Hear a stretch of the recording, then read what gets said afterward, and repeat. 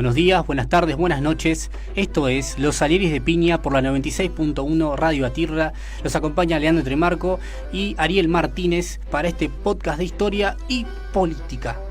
Exactamente, un poco de las dos cosas. Ya pasó los nervios del debut del programa anterior. No, ni por asomo. Pero relájese, que aparte hoy vamos a hablar de algo también muy importante, no solo para los argentinos, sino también para el latinoamericano y para el mundo. Sí. Vamos a hablar en la efeméride de hoy, 14 de junio de 1928, el natalicio de Ernesto Che Guevara, en Rosario, en la ciudad argentina de Rosario.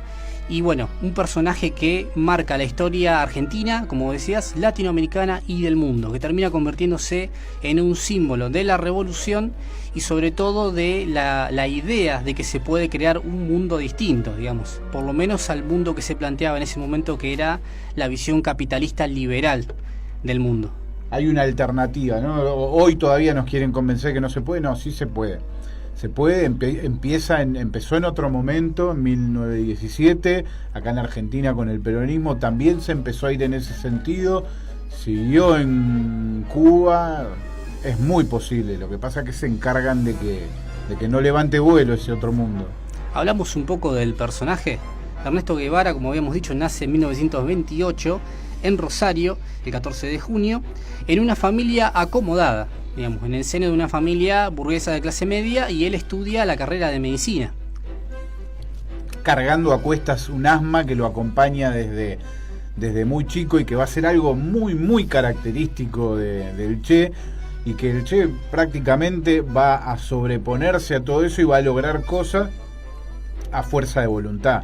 Porque el asma no lo va a abandonar hasta el último día de su vida, sobreponiéndose, contrariando todo eso, va a formar parte de un equipo de rugby, contrariando todo eso, va a hacer un viaje, antes de hacer su famoso viaje por Latinoamérica, va a hacer un viaje en una bicicleta a motor, va a salir en la tapa del gráfico. En 1953, durante el segundo gobierno peronista, ya ahí comienza su épico viaje por Latinoamérica, en el cual conoce la geografía latinoamericana, la cordillera, sus pueblos, su gente, sus idiomas, las costumbres, pero fundamentalmente conoce la profunda injusticia y desigualdad en la que existe esa sociedad latinoamericana. El punto de inflexión, como charlábamos en la preproducción, se va a dar en Guatemala, ¿no es así? Así es. Antes de todo eso, le podemos contar a la gente, va a ser 2 viajes, ¿no? Va a ser 2 viajes, el primero de ellos lo hace con Granado, el segundo con Calica Ferrer. El primero que hace con Granado, primero pasan por Chile, después, si no me equivoco, tienen un paso por Bolivia, hasta que llegan a Venezuela, y en Venezuela el Che va a trabajar en un leprosorio. Qué lindo trabajo, qué experiencia. Sí, y no solamente eso, sino que aparte lo hace cargando toda una visión a cuesta de lo que vos mencionabas antes. El Che estaba estudiando medicina. Todavía para el primer viaje no se había recibido, le debía casi la mitad de las materias, pero ya el Che viene con otra carga humana. Su familia era rompía con los moldes en varios sentidos, tenía procedencia media de familia acomodada, pero su madre Celia también rompe con esa oligarquía. Su papá era medio mujeriego, medio como que le importaba poco las reglas de la sociedad burguesa. Su casa va a estar plagada desde muy pequeño con gente, con exiliados de la revolución, de la guerra civil en España. En ese caldo de cultivo es que va a crecer Ernesto, en ese caldo de cultivo es que va a estudiar medicina y que va a tener una visión mucho más humanista de lo que es la medicina, y se va a ir dando cuenta de que curar al hombre, al sujeto, físicamente es imposible si no se presta atención al entorno que lo rodea. En ese sentido es que su paso por el leprosorio en Venezuela va a ser muy importante. Va a mirar no solo la pobreza, sino como los enfermos ahí de lepra son marginados hasta por los mismos doctores, ¿no? Es que las características de las enfermedades que son comunes en cada momento y en cada sociedad tienen que ver justamente con cómo se trabaja, cómo se vive, cómo se produce. Por ejemplo, en la actual época de las comunicaciones y de la modernidad neoliberal, una de las características más conocidas es que surgen muchas enfermedades de tipo nervioso, de los nervios. Lo que decía el Che, por ejemplo, en este sentido es que buena parte de las afecciones de la gente tienen que ver con las condiciones de explotación en las que existen. ¿Me entendés? Si te duele la espalda, si a tu vecino le duele la espalda, si a toda tu comunidad le duele la espalda, bueno, hay algo en esa comunidad que está afectando la cervical de todo el mundo, y no es precisamente estar mal sentado. Estados Unidos lo cura a fuerza de fármaco. Exactamente, Los Simpsons son un gran ejemplo, ¿no? Cuando le dan el Vicodin a Bart. Bueno, lo que pasa que lo que estás alterada psíquicamente, como vos decís, es la sociedad. En realidad, las condiciones de explotación, los ritmos de trabajo, las horas, la posición, los materiales a los que estás expuesto. ¿Me entendés? Si tenés descanso, si no tenés descanso, tenés para comer en ese trabajo, ¿cuánto ganas con ese trabajo? Sí, ¿te alcanza para sobrevivir? ¿Hasta qué punto lo han institucionalizado que cuando un sindicato pelea por ese derecho, pelea como trabajo, como un plus por trabajo en condiciones inhumanas, claro. Sería, pero está institucionalizado, perdón. Cobran más dinero un trabajador que trabaja en condiciones, los trabajadores del subte, sí. Trabajadores que los pilotos, por ejemplo. Digo, ¿a qué punto de inhumana es nuestra sociedad que se institucionaliza y se cobra más dinero? Como si la salud humana y si el humano tuviera valor, ¿no? Que por el hecho de pagar más... somos un commodity.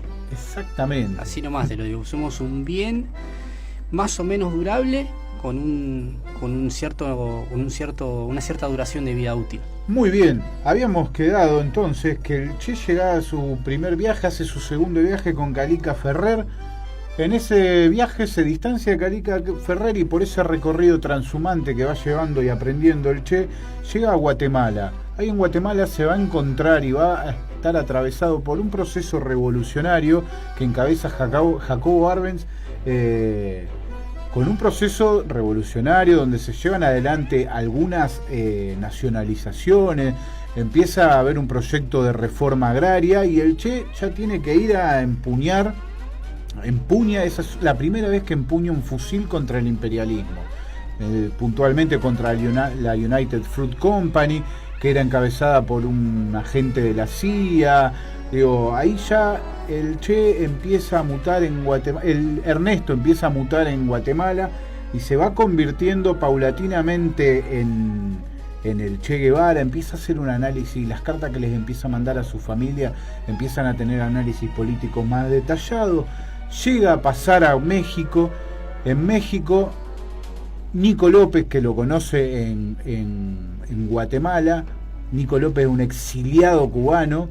En 1953, en Cuba, un grupo de jóvenes revolucionarios con perspectivas nacionalistas, retomando el ideario de Martí, asaltan el cuartel Moncada. Cuba estaba en manos de un general que después se va a hacer tristemente célebre, que es Batista.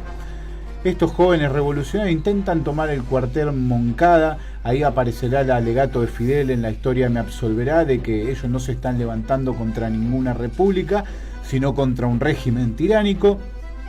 Los empiezan a perseguir, muchos de esos son exiliados que van a parar a otro país. Nico López es uno de ellos. Lo contacta el Che en Guatemala. Cuando el Che va a México, se vuelve a encontrar con Nico López, y Nico López se produce en casa de María Antonia, otra de las cubanas que va a estar exiliada ahí. En casa de María Antonia se produce un encuentro que es entre Ernesto Guevara y un tal Fidel Castro. ¿Lo tiene? Sí, ahí se arma la banda, parece ser.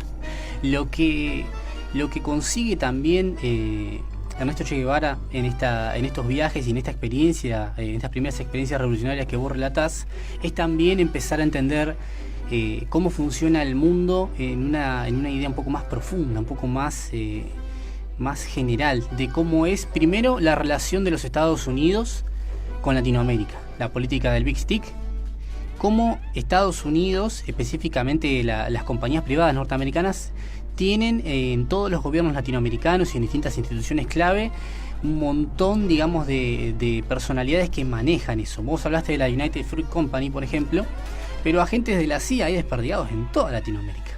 Es un ejemplo claro, que por ejemplo pasa lo mismo en Venezuela. Colombia, por ejemplo, está asediada hasta el día de hoy por esa relación que tiene con los Estados Unidos. En la Argentina también están las empresas automotrices y las empresas de fundición, por ejemplo.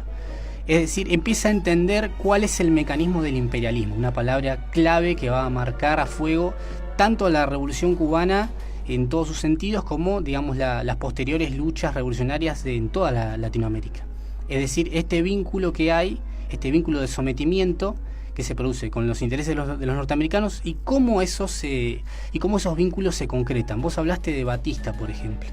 Estados Unidos tiene comprada, agarrado por todos lados a muchas dirigencias en Latinoamérica. Quizás el caso de Batista es uno bien evidente porque los intereses que hay puestos ahí están, digamos, muy firmemente arraigados en el interés norteamericano como para tener en Cuba como colonia, en ese sentido.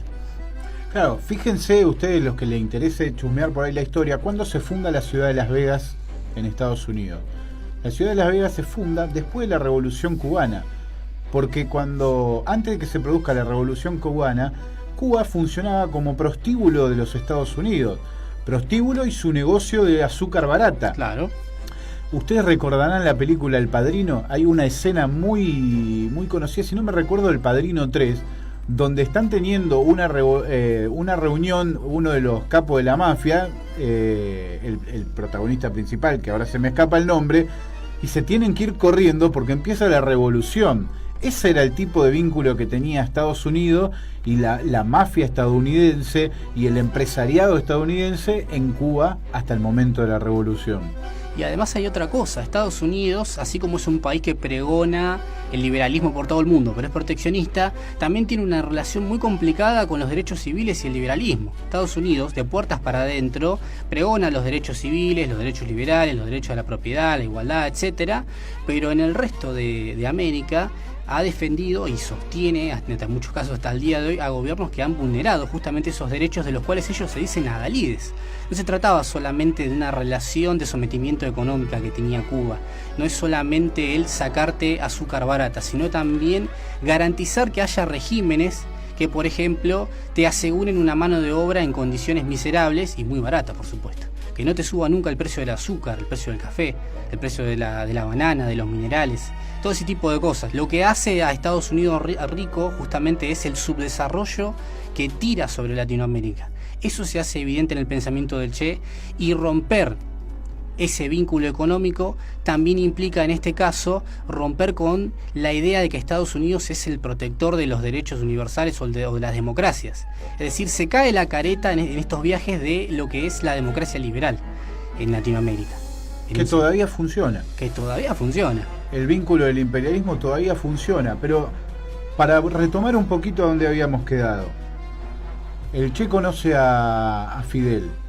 Se suben a un barco, el Granma, se suben 80 personas, casi 90, llegan a Cuba, ¿y qué empieza a pasar? Empiezan a organizar el movimiento revolucionario y las acciones militares contra el gobierno de Batista. La idea de ellos era, por un lado, acuartelarse en una posición segura. ¿Cómo se llama ese lugar? La Sierra Maestra, la famosa Sierra Maestra, un lugar donde fuera posible, por un lado, hacer acciones guerrilleras, es decir, atacar rápidamente y poder replegarse a una posición segura después, y al mismo tiempo poder granjearse poco a poco la simpatía de la población local.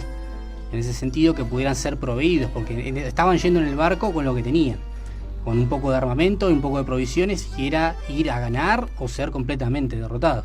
Y si con eso no fuera suficiente, las condiciones del desembarco no se producen ni siquiera el día ni en el lugar que habían planificado. Desembarcan en un lodazal, sí, en un sitio que no era tierra firme, con la más mala suerte que tienen, que son infiltrados, se filtra la noticia y son bombardeados, son ametrallados, y de los 80 y pico que se embarcan en el Granma quedan vivos 12.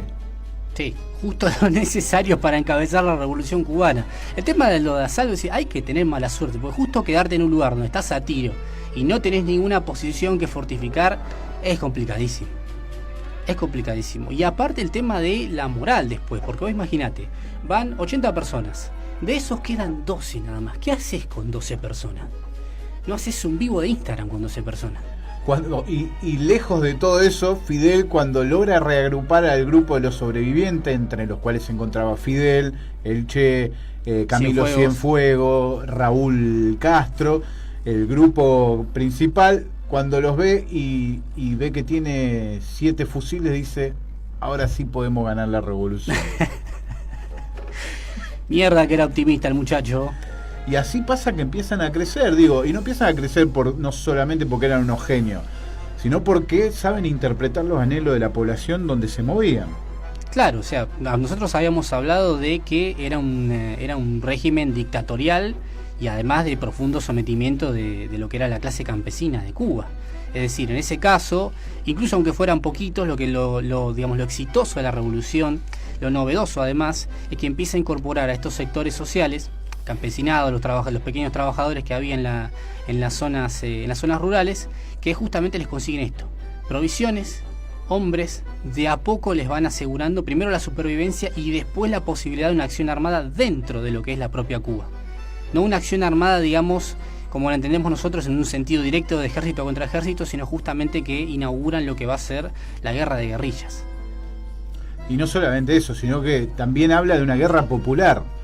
O sea, se está hablando directamente de una guerra que en realidad lo que es la manifestación de la lucha de clase va a tomar esa forma, va a tomar la forma de guerra de guerrilla, que va a empezar por un pequeño núcleo, pero en realidad ya había en Cuba unas condiciones sociales, económicas, por las cuales el pueblo va a empezar a plegarse. Por eso es que el ejército crece tanto en tan poco tiempo, porque 3-4 años para una guerra revolucionaria es poquito. Es muy poco. Crecen descomunadamente, y una de las consignas que va a hacer carne el pueblo, sobre todo teniendo en cuenta las condiciones del pueblo cubano, va a ser de reforma agraria. Claro.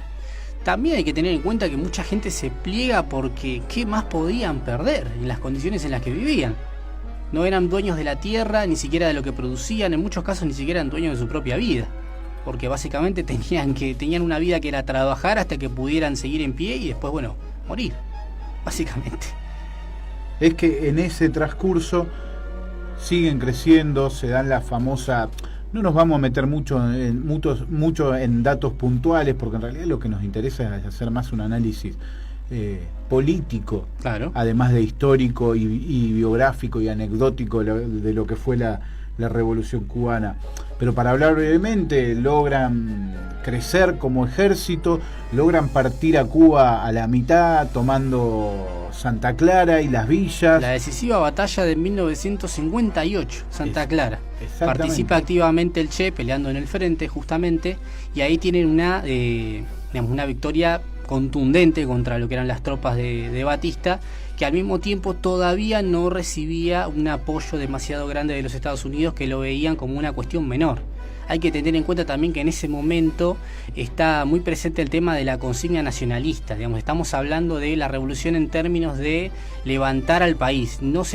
Por ahí no está tan clara la dirección que va a tomar después, sí, la revolución, que es el tema de tomar un color socialista, ya con esas palabras. Es una lucha por la liberación nacional. Exactamente. Momento en el que en algún momento tendríamos que retomar nosotros. Porque seguimos siendo un país dependiente cuya contradicción que nos afecta todavía al momento es liberación o dependencia. Bueno, Cuba pasó por ese momento en 1959. Y se la jugaron con todo. Porque además de vencer al régimen, que finalmente logran hacerlo en 1959, después había que sostener a la revolución. Y ahí es donde entra también el Che Guevara político, como decíamos, que es el de los distintos discursos que se van sucediendo, en los cuales manifiesta algunas ideas que son interesantes. La primera que me gustaría resaltar es el tema de que no basta solamente con la revolución, no basta solamente levantarse en armas, sino que además esto debe ir aparejado de las ideas económicas. Es necesario no solamente vencer al régimen, sino cambiar, trastocar completamente ese régimen para hacer una sociedad sostenible, para la base social que genera esa revolución. En ese sentido, lo que va a hacer Cuba ahora es retomar desde su posición agraria una cosecha que le permita poder, por un lado, distribuir y por otro lado sostener a este nuevo gobierno, este nuevo joven gobierno revolucionario que va a surgir a partir de 1959. Primero que nada, queríamos consultarle por su libro, por lo que analiza del Che Guevara, y preguntarle justamente es por qué se internacionaliza la lucha del Che Guevara, por qué el Che Guevara no se queda en Cuba y abre la lucha revolucionaria a distintas partes, primero a África, después, bueno, se va a Latinoamérica también. Bueno, hay una razón universal, digamos, que es que el marxismo revolucionario, el marxismo y el leninismo considera que la revolución socialista, para que triunfe y se consolide en el mundo, se debe extender a todos los países, bueno, por lo menos a un gran número de países, y finalmente que se extienda a todo el mundo. Eso es un principio básico del internacionalismo proletario y revolucionario. ¿Por qué? Bueno, porque es necesario para derrotar el capitalismo, que es muy fuerte, que la clase obrera del mundo y los pueblos manejen los resortes fundamentales de la economía mundial. Si no, siempre el capitalismo va a estar planificando y alentando y llevando adelante la contrarrevolución. Eso como concepción general.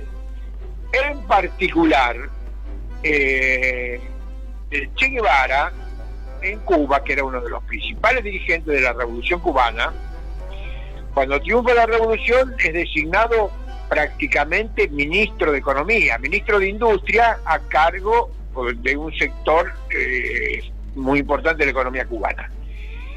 Y ahí el otro sector de la economía cubana, que era el Instituto Nacional de la Reforma Agraria, aplicaba el método de pasar del capitalismo al socialismo, el método que venía de la Unión Soviética.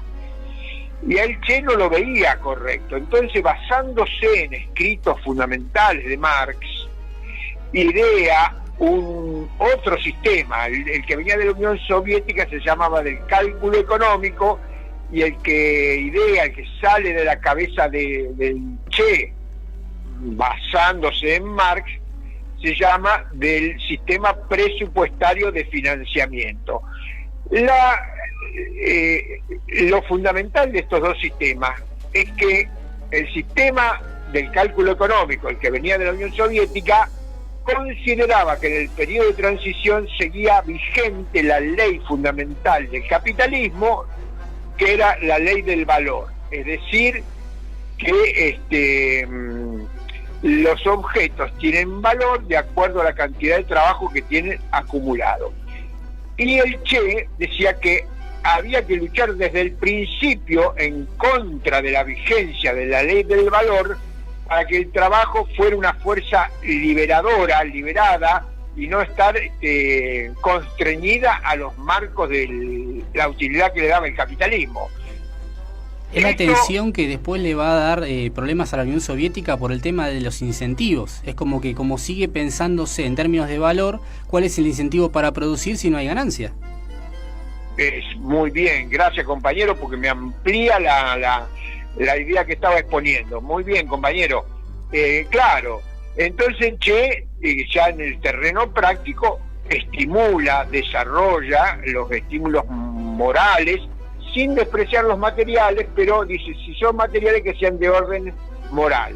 Y de ahí, entre ellos, surge el trabajo voluntario, que no era tanto lo que a él le interesaba como lo que aportaba en bienes a la economía, sino lo fundamental del trabajo voluntario era que, como el hombre iba a trabajar voluntario, el hombre o la mujer iba a trabajar voluntariamente, no iba como mercancía, no vendía su fuerza de trabajo como se vende en el capitalismo, y el producto de su trabajo no era mercancía porque no iba a ser vendido en el mercado, sino que era un bien social, un bien de la comunidad. Entonces el humanismo del Che, muy lejos del humanismo burgués, del bueno incluso de la primera época, del siglo XV, XVI, el humanismo del Che está basado fundamentalmente en la modificación que tenía el ser humano, el hombre, la mujer, con el proceso de trabajo, que es el proceso fundamental de la sociedad humana. Estos dos sistemas, hubo un debate muy importante en los años 63, 64, hay unos 20 artículos de alto nivel teórico que dos cosas quiero decir. Por un lado, que el Che llega a la conclusión de que la Unión Soviética, producto de aplicar el cálculo económico, seguir vigente la ley del valor, estaban regresando al capitalismo. Ahora vuelvo a esto.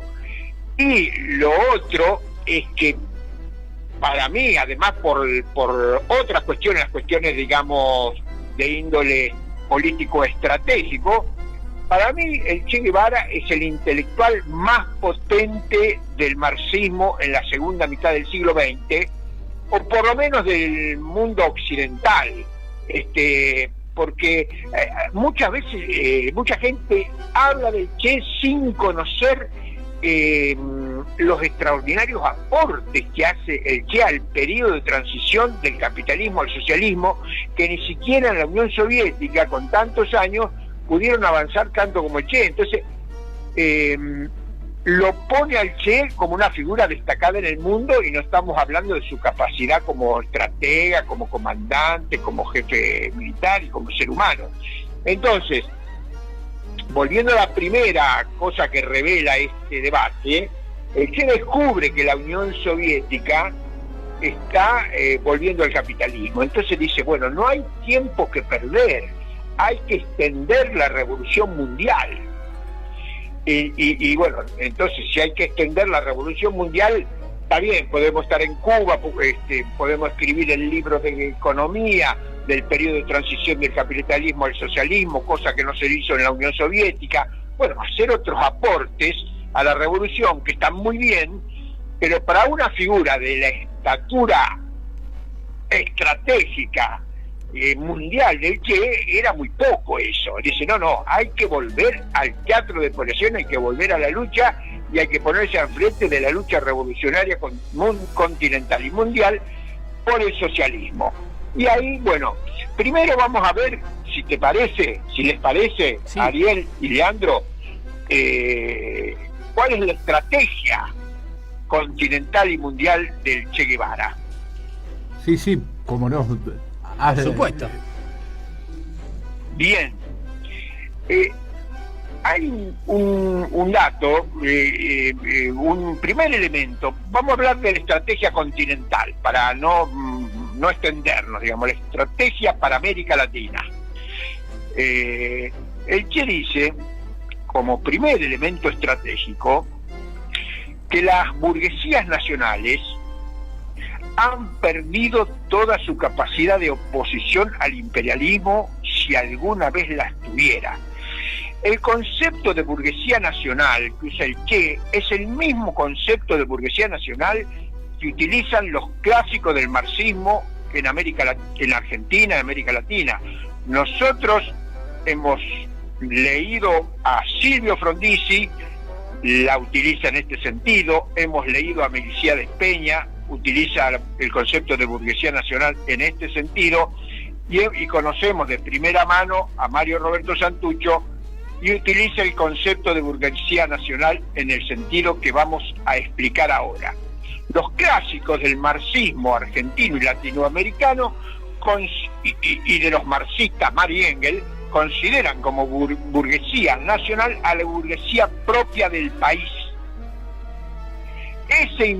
Esa burguesía nacional opuesta a, digamos, una burguesía nacional diferenciada de la oligarquía terrateniente, es un invento de la concepción de la revolución en etapas, que necesita herramientas teóricas para poder justificar esa concepción política reformista. Los revolucionarios dicen, no, la burguesía argentina, la burguesía nacional argentina es la burguesía de Argentina.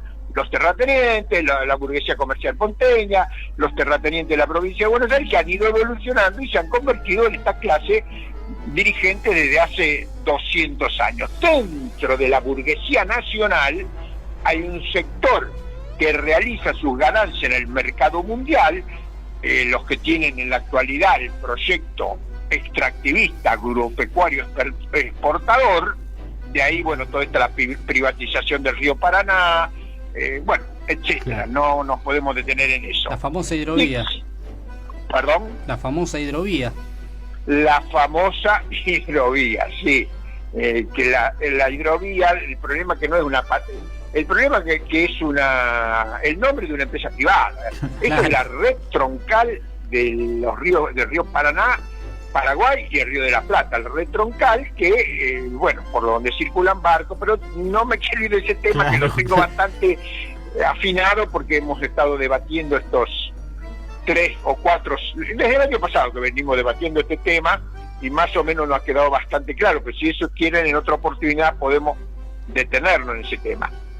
Entonces tenemos el ala, digamos, tradicional, hegemónica de la burguesía nacional, que es este proyecto extractivista agropecuario exportador, y tenemos la burguesía que nosotros le llamamos mercado internista, es decir, que produce para el mercado interno, que se diferencia, pero ninguna de las dos alas de la burguesía han realizado lo que realizaron las burguesías nacionales de los países desarrollados: Alemania, Francia, Japón, Estados Unidos, que es la revolución industrial.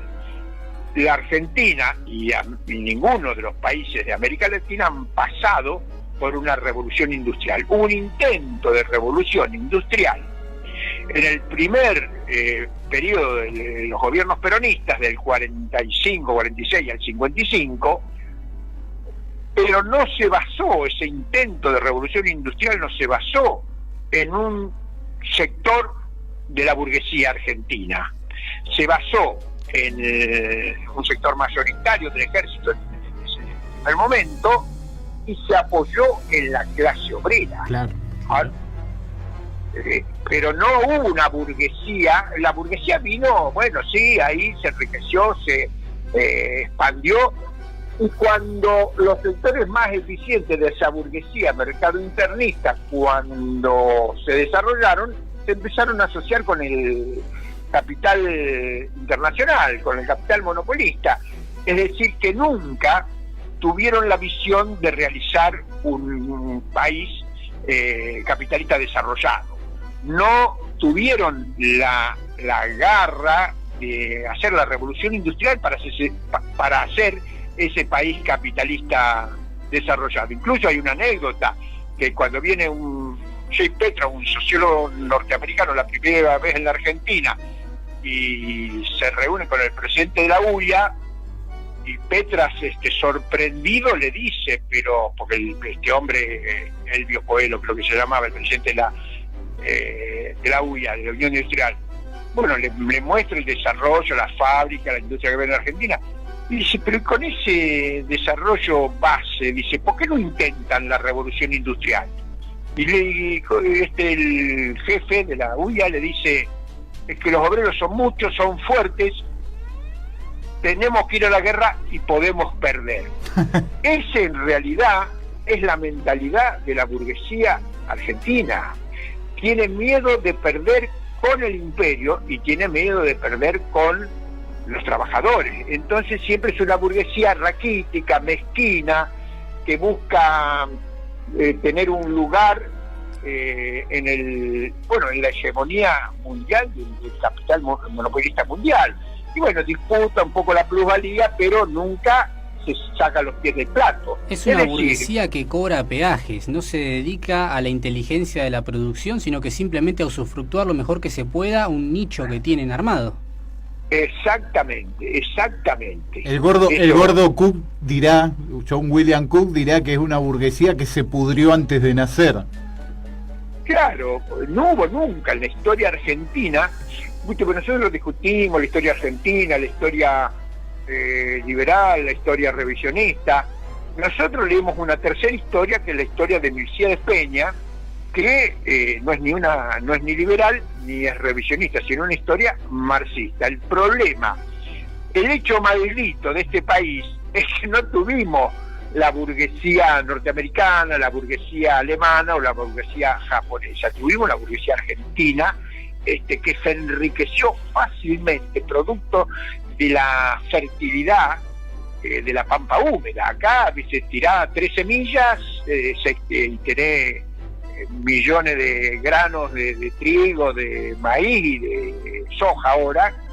Y cuando vinieron los españoles, destruyeron la primera fundación de Buenos Aires, se escaparon 2 vacas y un toro y una yegua y un caballo, y a las pocas décadas tenía millones de cabezas de ganado, vacuno, ganado equino.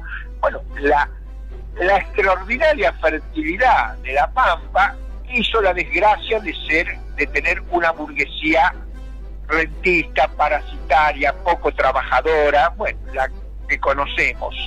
Es decir que, y esta burguesía tuvo varias oportunidades en haber encarado el proyecto de la revolución industrial, es decir, haber completado la revolución democrático-burguesa. En 1880, con Roca y Pellegrini, no lo hicieron. Estaba el imperialismo todavía, incluso no estaba, se comenzaba a desarrollar el imperialismo en Europa, en Estados Unidos, pero todavía no estaba consolidado el imperialismo. Había espacio todavía para pelear, ser un país desarrollado. Prefirieron ser el socio comercial de Inglaterra. A la salida de las 2 guerras mundiales, bueno, no por casualidad, la salida de las 2 guerras mundiales, tenemos 2 proyectos reformistas, el radicalismo de Irigoyen y el que recién mencionábamos de Perón del 45 al 55.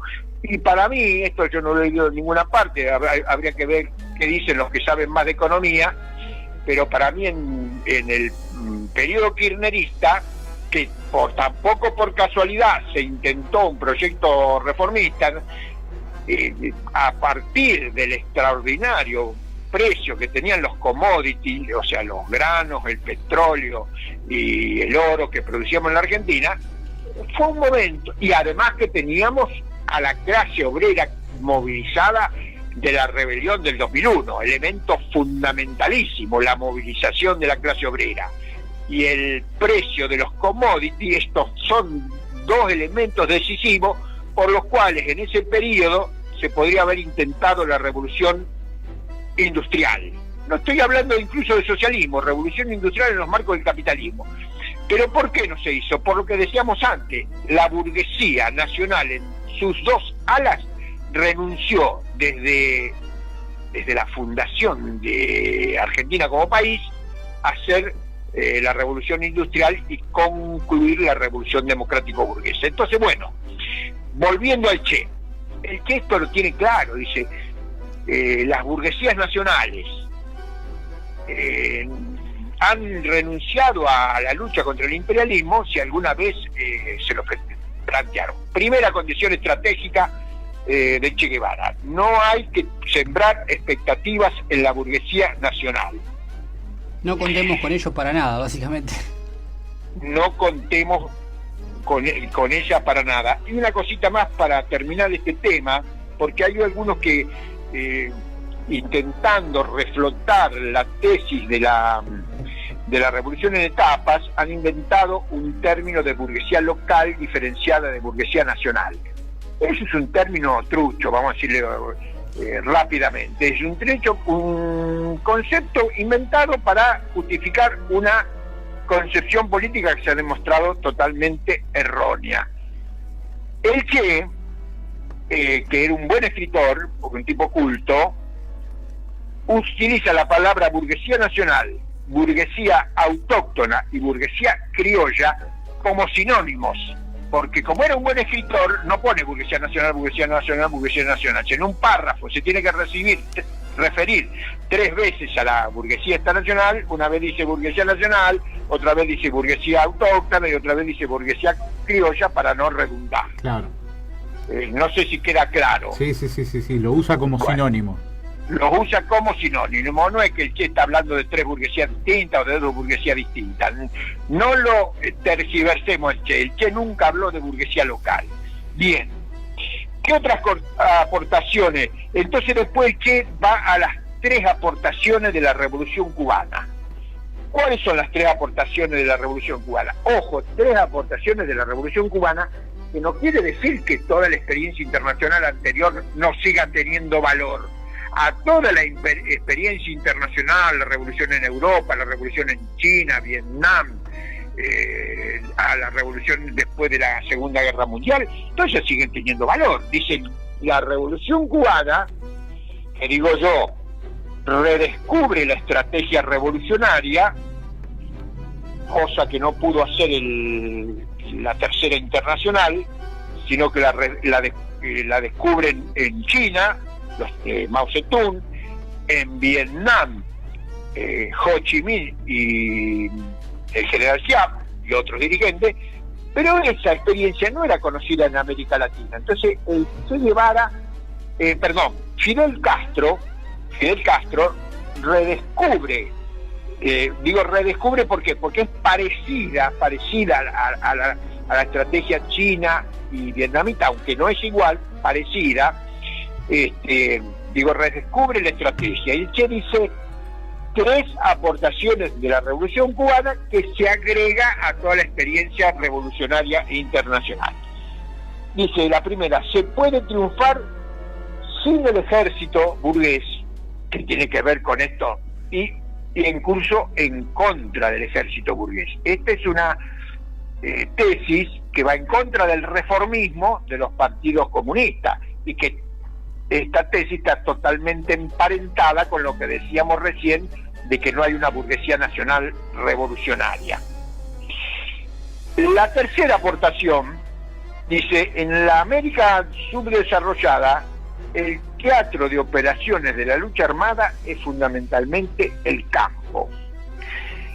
Pero la más debatida es la segunda, la segunda dice, y la vamos a leer textualmente: no siempre hay que esperar que se den todas las condiciones para la revolución.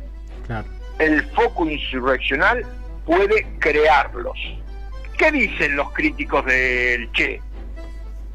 Porque el Che acá usa la palabra todas. El Che no dice, no hay ninguna condición y el foco puede crearlas. No hay que esperar que se den todas las condiciones, dice el Che, el foco guerrillero puede crearlas. Son 2 cosas muy, muy distintas. Veamos, entonces el Che, mira, América Latina, mira para acá, él quería, primero había considerado Perú, pero en Perú había habido problemas de infiltración de los movimientos revolucionarios del Perú. Entonces, considera que era muy arriesgado ir a Perú y se decide ir a Bolivia. Veamos en Bolivia las condiciones revolucionarias que había en Bolivia. Veamos, había una crisis económica estructural. Bolivia, como la gran mayoría de los países de América Latina, vive en crisis económica estructural. Está viviendo una crisis económica coyuntural en el año 65, 66, 67. En el año 64 hay un golpe militar desde adentro mismo de la revolución boliviana del 52. Es decir, que hay una dictadura militar. Había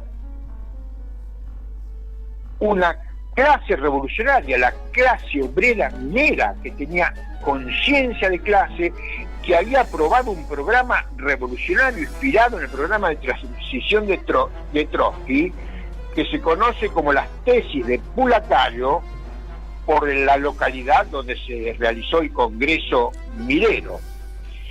Había una clase, ya lo dije, obrera revolucionaria, la clase obrera minera, que había quedado parcialmente armada de la revolución de la guerra con el Paraguay y de la revolución, sobre todo de la revolución del 52.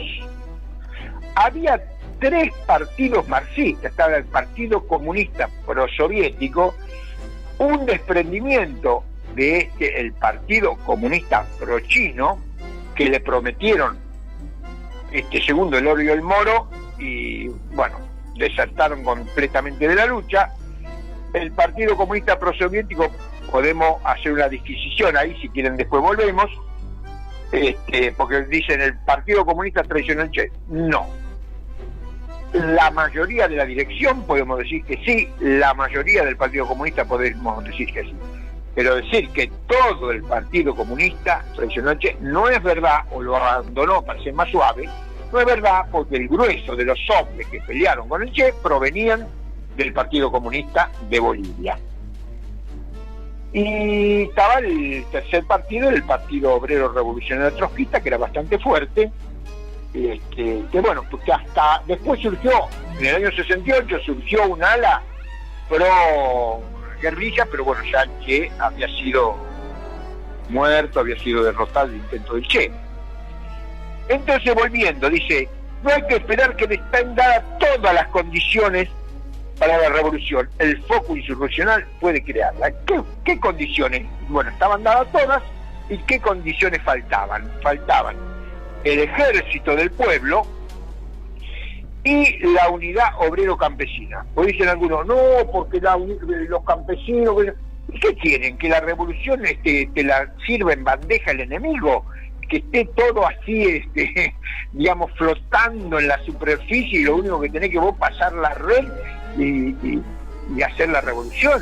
Bueno, ese pensamiento no es de revolucionario, ese pensamiento es de, bueno, gente que no quiere pelear, vamos a decirlo así rápidamente. Entonces, volviendo, faltaba el ejército del pueblo y la unidad obrero-campesina, que eran las dos tareas que se propuso hacer el Che con la guerrilla. El foco guerrillero, el foco insurreccional, apoyado en todas las condiciones que hemos visto, todas, un montón de condiciones, tenía que desarrollar estos dos elementos que faltaban para hacer de Bolivia, digamos, para que se desarrolle la revolución en Bolivia. Pero el Che consideraba que Bolivia iba a ser uno de los últimos países en liberarse, sino que Bolivia era una base estratégica para la revolución continental. Incluso él tenía previsto enviar desde Bolivia columnas a Argentina, a Chile, a Perú, incluso a Brasil. Había acuerdos con partidos de Brasil, es decir, extender la revolución en América del Sur. Bueno, claro. ¿Qué nos falta por decir? ¿Esto se comprobó o no se comprobó en la práctica? Y yo creo que sí se comprobó en la práctica, porque con un puñado de hombres y una mujer, el Che de un extraordinario combate, ganó casi todas las batallas, los combates en los que se entreveró la guerrilla del Che, del Ejército de Liberación Nacional de Bolivia. Una cosita que me olvidé. Muchos analistas hablan de Bolivia como si Bolivia fuera una caja de zapatos y que el Che cayó como un rayo en un día sereno en un lugar que no pasaba nada. No.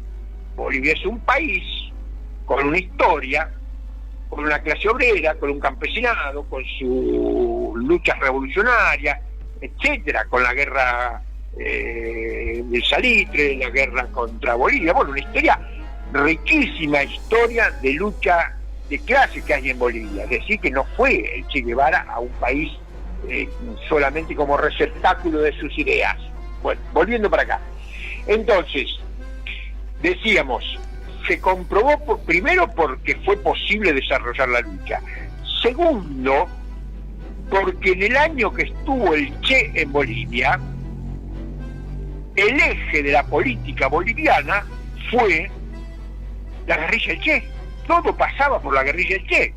En un momento, en agosto creo que es, del 67, que había una crisis de gabinete, una crisis en las alturas del gobierno, dice el Che, no tener 100 o 50 hombres más en este momento, nos mandamos a la paz y tomamos el poder. Y eso que él consideraba que Bolivia no era el lugar donde iba a triunfar primero la revolución, pero bueno, aparecen imprevistos en la lucha revolucionaria. Bueno, esto fue un imprevisto, se caía el gobierno y dice no tener 50 hombres más. Bien. Y el tema del campesinado empezaba en campesinado, porque ninguna clase social se juega si no ve perspectiva de triunfo.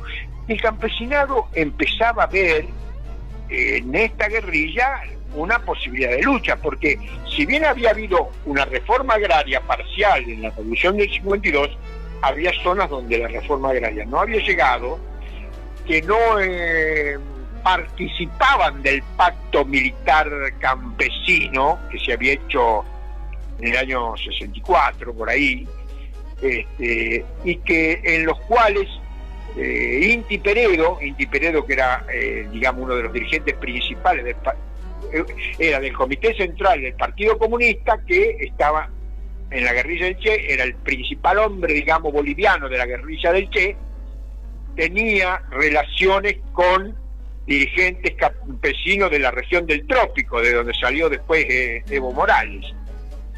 Y cuando, bueno, se producen los combates, no podemos contar, cuando aniquilan la retaguardia, creo que fue el 1 de agosto del 67, el Che,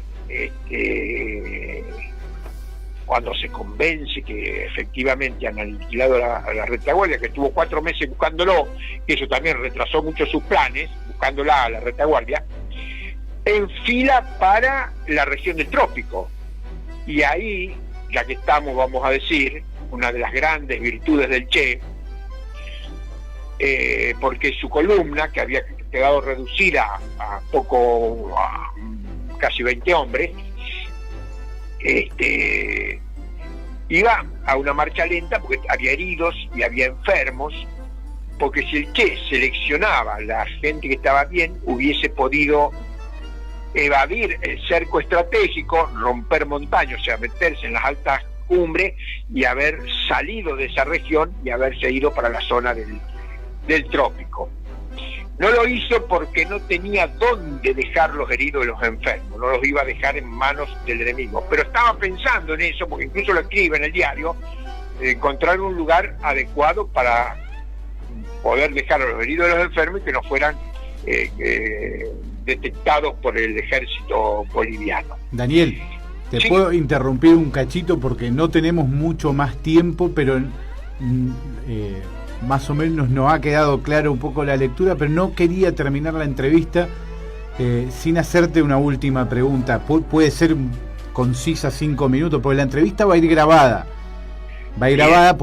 Por ahí se edita. O sea que por ahí se achica una parte, vamos a tratar de lo menos posible. Pero no quería irme sin una pregunta, te pido lo más breve que puedas, si es que podés ser breve con esto, que es, ¿por qué retomar hoy la figura del Che Guevara? Bueno, una línea antes, y termino con lo anterior. Sí. Y lo mismo pasa el 8 de octubre. El 8 de octubre el Che, en el medio del combate, se queda protegiendo la retirada de los heridos y los enfermos. Él se podría haber retirado tranquilamente, pero bueno, se queda ahí y es en esa circunstancia, en primera línea de defensa de sus compañeros, que es herido y destruido su fusil y pierde el cargador de la pistola. Es decir, que el Che, además de todo lo que hemos dicho, es un héroe de la revolución en todo sentido que se lo busque. Bien, bueno, ya con esto, ¿por qué pensar en el Che hoy? Con estos 2 ejemplos que hemos dado, una persona, un hombre que se elevó a ese nivel de humanidad, de haber pensado no en él, porque él era el comandante de América, claro. Incluso siendo el comandante de América, el comandante de la revolución latinoamericana, no prioriza la preservación de su persona, sino prioriza, incluso a riesgo del proyecto histórico latinoamericano, se juega en defensa de sus compañeros 2 veces, en el sentido estratégico y en la cuestión táctica. Un hombre de estas características, ¿cómo no va a ser tenido en cuenta? Bueno, para los siglos de los siglos. Y después, lo que decíamos al principio, la visión que tenía de la transición del capitalismo al socialismo, que él elabora a partir de las ideas de Marx, el proyecto socialista. Yo te digo la verdad, les digo la verdad, compañeros y audiencia. Recién entendí de qué se trataba el socialismo cuando en los años 80 me invitaron a hablar del Che Guevara y bueno, por circunstancias X descubrí toda la parte del Che constructor del socialismo. Ahí tenemos otro elemento, ¿por qué volver al Che? Y desde el punto de vista político fue una estratega de su momento histórico, no iba a ser una estrategia para 50, 80 años después, pero esos elementos de la estrategia del Che también, como por ejemplo la base de su estrategia, tiene 100% de vigencia. Las burguesías nacionales, autóctonas o criollas, han perdido toda su capacidad de oposición al imperialismo, si alguna vez la tuvieron. Bueno, Ariel y Leandro, un fuerte abrazo para los dos y nos estamos viendo. Un abrazo muy grande. Un gustazo, compañero, nos vemos, cuídate mucho. Chao. Muy bien, enero de 1959, el ejército rebelde logra tomar el poder. Batista renuncia a su cargo, ni siquiera renuncia, se sube a un barco y se va derechito. ¿Para dónde? A Florida. Exactamente, va al Bayou. ¿Qué empieza a pasar con la revolución a partir de ahí? Nunca más, no puede volver nunca más, no hubo restauración ni nada y no existe la contrarrevolución por el momento en Cuba. Lo que comienza a pasar con la revolución es que ahora necesita sobrevivir económicamente, necesita lograr la tan mentada independencia, pero además necesita aplicar todo lo que prometió y todas las bases que construyó en esa revuelta revolucionaria que comienza con los campesinos. Lo primero y central, si vamos a hablar del Che Guevara, es la reforma agraria, ese fantasma que recorre toda Latinoamérica durante el siglo XX.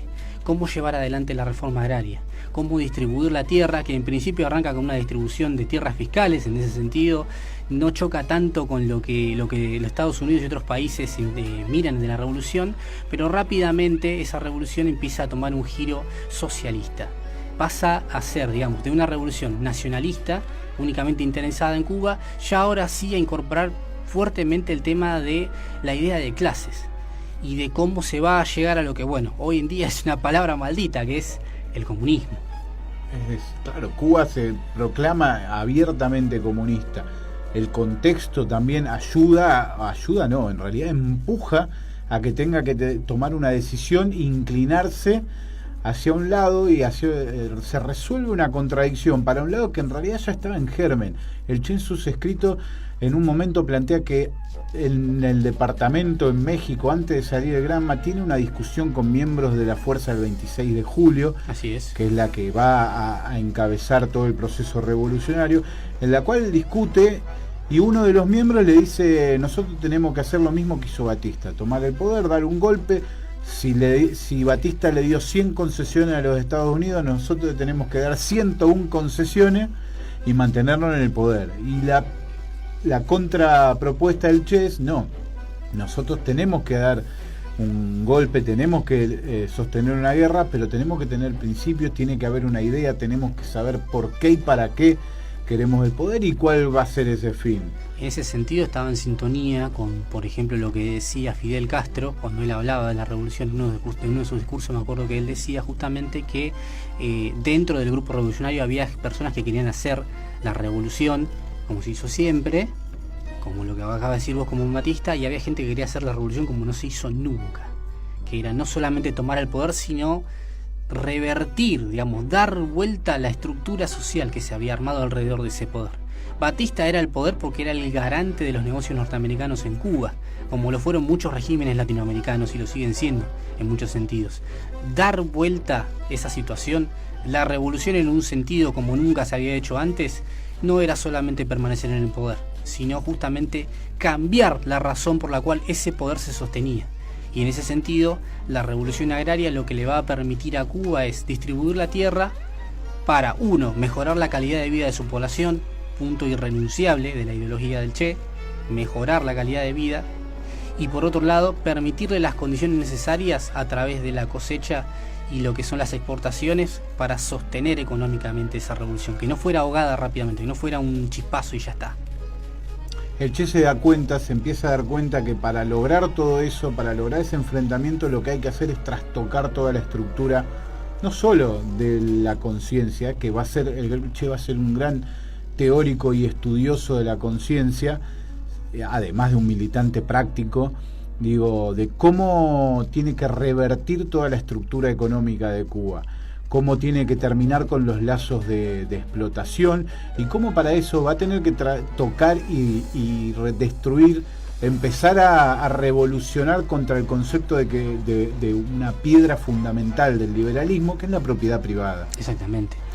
El Che va a poner en cuestión, retomando una larga tradición histórica que se sintetiza en el marxismo, retomando también la histórica Unión Soviética y la primera revolución proletaria que se va a producir en el mundo en 1917, en Rusia, amparado también en los pilares ideológicos del marxismo. El Che va a masticar todo eso y lo va a digerir a la manera latinoamericana.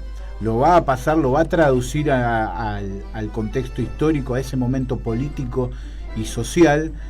Entonces va a apuntar contra ese pilar de la sacrosanta propiedad privada, y eso lo que pone en tensión es las demás estructuras sociales. Digo, va a poner en tensión el por qué se trabaja y para qué.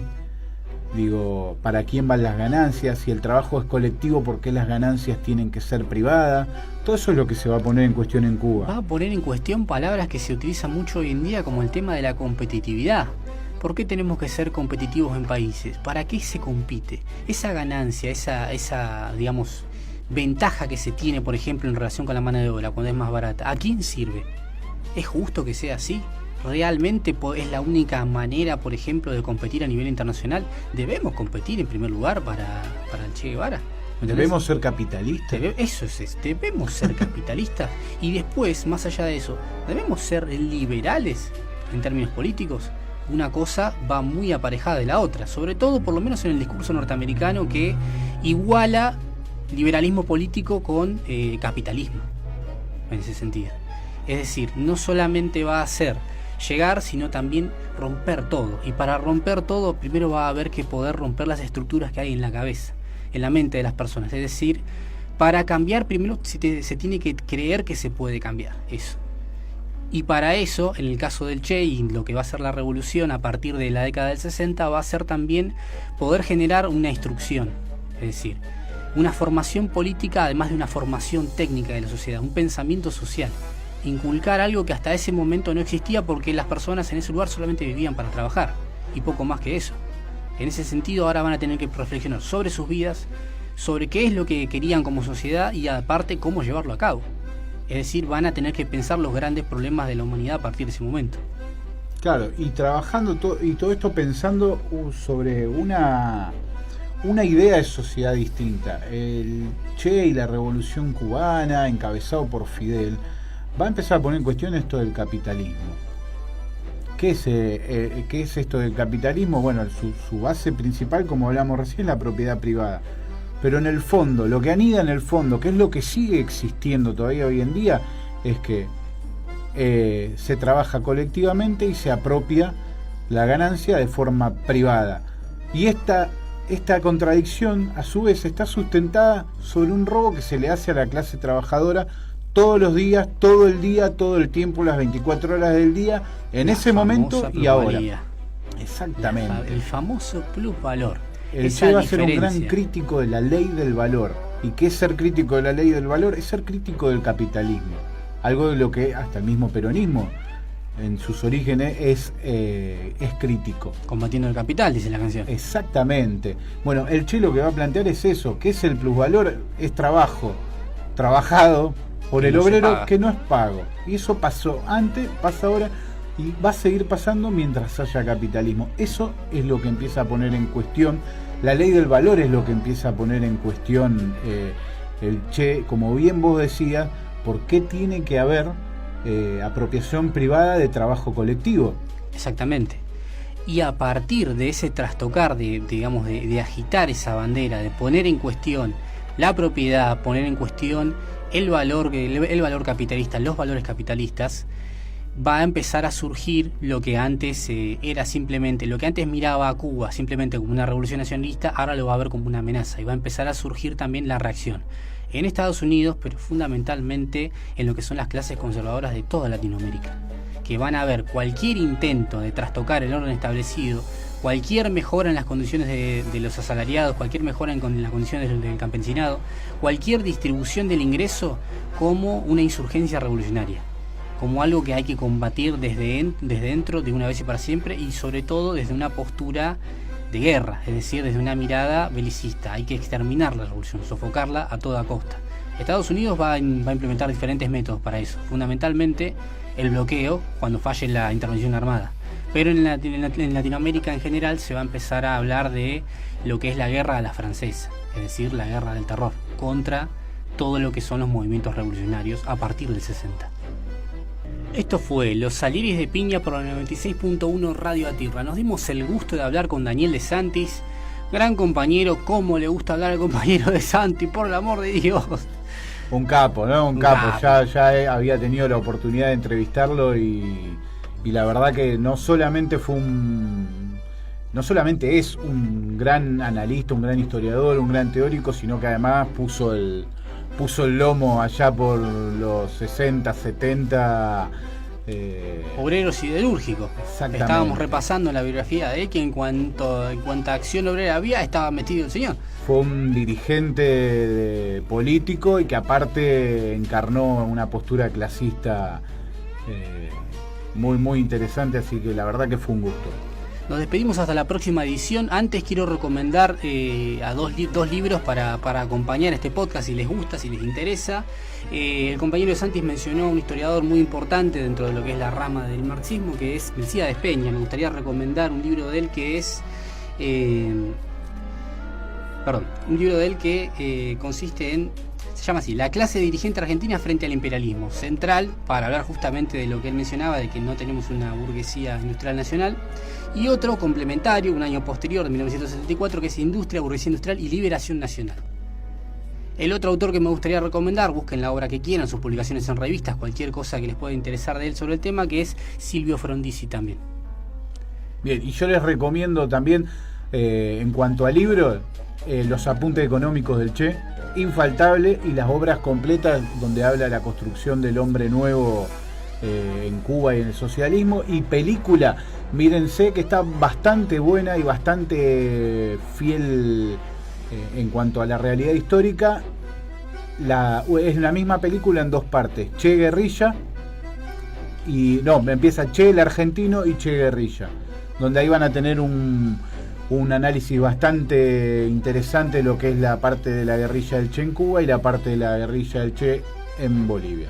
Nos volvemos a encontrar en la próxima edición, esta vez, adelanto, con Manuel Belgrano, con Manuel Belgrano, con Manuel Belgrano, con Manuel Belgrano, con Manuel Belgrano, con Manuel Belgrano, con Manuel Belgrano, con Manuel Belgrano.